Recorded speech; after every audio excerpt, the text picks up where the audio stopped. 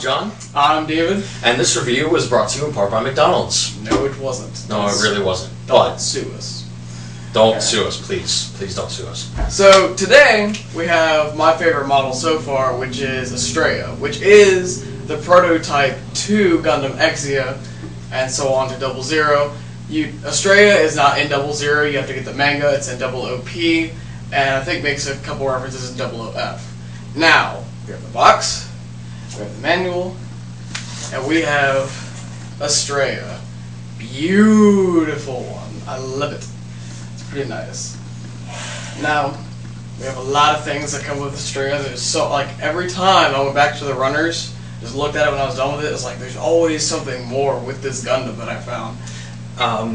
This review actually might have to be broken up into two parts. We're not sure yet. We're going to roll with this and see how it goes. There's a lot to cover on this model kit. Quite a bit. Quite a bit. I'll try to not talk so much and get to some of the good points. Okay. Let's go on. Okay, first off, very lovely, lovely box. I love the box art. It's beautiful. I wanted to try to find this, put this in my background, but I found a really cool one.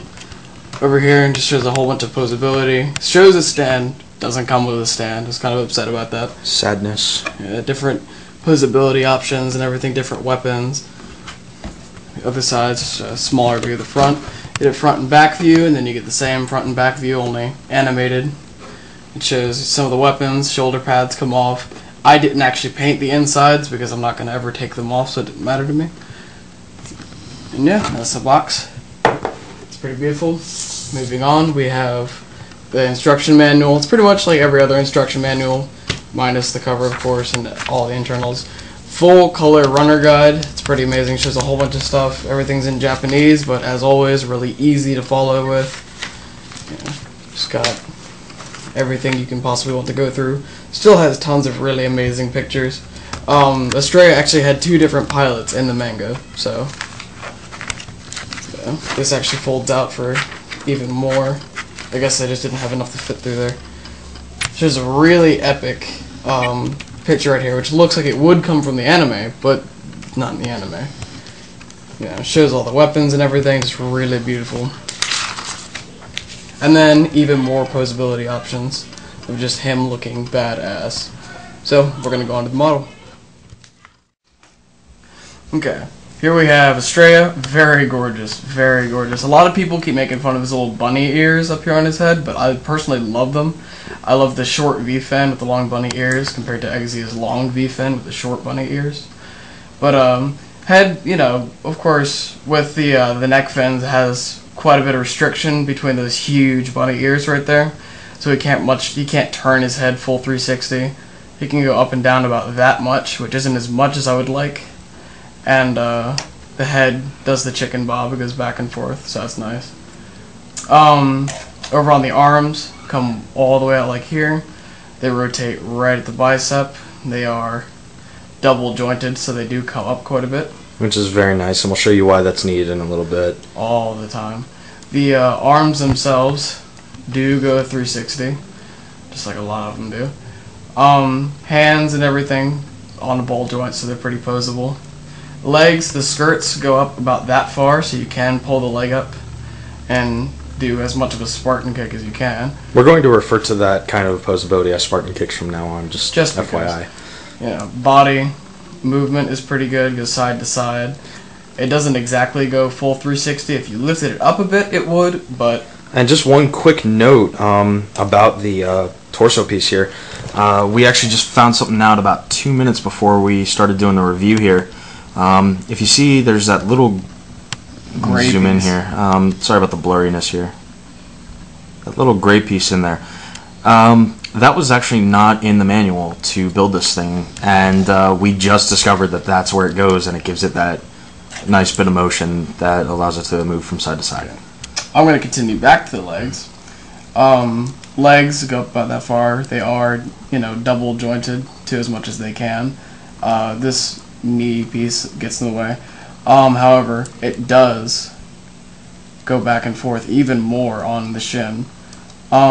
Some really fun points. On the back here, they do stay wherever you put them, but it's very easy to move them. This front cowl piece right over here where the foot goes up and down. Now here is probably my favorite part about this model on its legs. The heel actually moves, which is wonderful. You can get all those different posabilities. You can, have legs spread farther with more stability. It's amazing. Legs do, if I can get that skirt up, go out like that. Kind of gives it more of a hip motion. On the back, right here on these pieces, these come off. I apologize for the bit of blurriness that's going on here. I'm not really sure why my camera doesn't want to focus today, so We'll have them standing in that awkward pose. Now, those pieces that just came off, those are the beam handles. And of course, it does have the two regular beam sabers right here, which are kind of a more robust and better looking tank than the old stuff. If you remember in our Wing Zero review, we showed you those. They were just round pink. They're very, very pale pink. Yeah. Anyway. These are almost kind of like a reddish almost. And then those come off, and then you have the GN daggers. So, I don't think I trimmed that enough. There you go.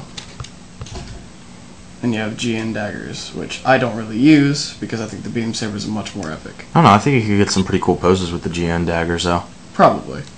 Now he has huge assortment of weapons. We have his shield, which, after assembly, you have this little piece that rotates on. Slide that in, moves all the way around. And then right here on his arm is these little sockets that you just snap them right into. So. And shield goes right there. Now with this beautiful GM blade he's got right here, it actually comes apart into multiple different pieces that you have to put on there. You can't just slide it on. However, the GM blade itself comes all the way out, and it does have a handle for his hand. I'm not really going to use the handle because I think it's obnoxious to take it apart all the time. But this piece snaps right into that socket. This piece goes on the outside, right over top of his arm. Then you assemble GM blade right here. No, it should be backwards. And then on the other side of the arm, you want to make, I made this mistake the first time, turn it away, because that collar, the little collar piece right there on the wrist, it doesn't fit. So just turn it around. And just snap that in place. And there you have the massive GM blade. The epic GM blade, which just folds out just like that. He's got his shield. And he has 2 more weapons, and we'll get to that right in a second. Alright, so now we have him back at the base. I took all of his, regular weapons off. He does has his beam rifle. This piece actually slides out for whatever reason you would want to. Well, if you ever want to put it on display or something, paint the insides. Yeah. I didn't do any painting on him, just because I didn't want to spend the time to, because he looks pretty badass on his own. Yeah, this is completely unpainted. The only thing done here is panel lining. So it goes right into his hand, and it does snap right into the socket. You don't have to if you want to find, a little bit more mobility out of your, stancing or anything, or him just holding the gun in any way. But he holds that right there. Now, the neck fins I actually glued down because they were really loose, so I can't do what this weapon is supposed to. And this back piece right here, hold on. This back piece slides in and out for some reason, depending on how far you want to hold it, and it goes down. So that was actually supposed to attach right where that neck fin goes. You want to hold that up again just so I can zoom in? Yeah. Right there. Okay, go ahead and put that, just show it where it's supposed to go. Yeah, it's supposed to go right, that neck fin. Yeah. You just take that out. And then that just slides into his hand. You can use it without it. It's fine. This is actually the prototype to Virtue's GN Bazooka. which is rape in a can. Which is pretty much amazing. This piece comes off. You can paint the internal before you put the whole thing together. I didn't decide to. I might later. Which one thing I would just like to point out about the hands that I really like in particular is the fact that you can literally just slide the weapons right in. On a lot of the Seed and Seed Destiny kits, which are the most recent ones to come out besides 00, you have to literally take the hand apart and then put the weapon in and then put the hand back together. It's really kind of a not a smooth process. This one, just slide right in. Speaking of hands, he does come with extra ones with the dramatic, you know, grabby hands, just the open palmed ones. There's one for each side. So, and here's something really cool. Now, this Gundam, it's Astraea and everything, and they don't have instructions for it, but if you just pay close attention to it, you can do this. He's climbing your windows, he's snatching your people up, trying to rape them, so y'all need to hide your kids, hide your wife, hide your kids, hide your wife, hide your kids, hide your wife, and hide your husband, cause they raping everybody out here. You don't have to come and confess, we're looking for you, we gon' find you, we gon' find you, so you can run and tell that, run and tell that, run and tell that, homeboy, homeboy. We got your t-shirt to the left fingerprints and all, you are so dumb. You are really dumb, for real. You are really so dumb.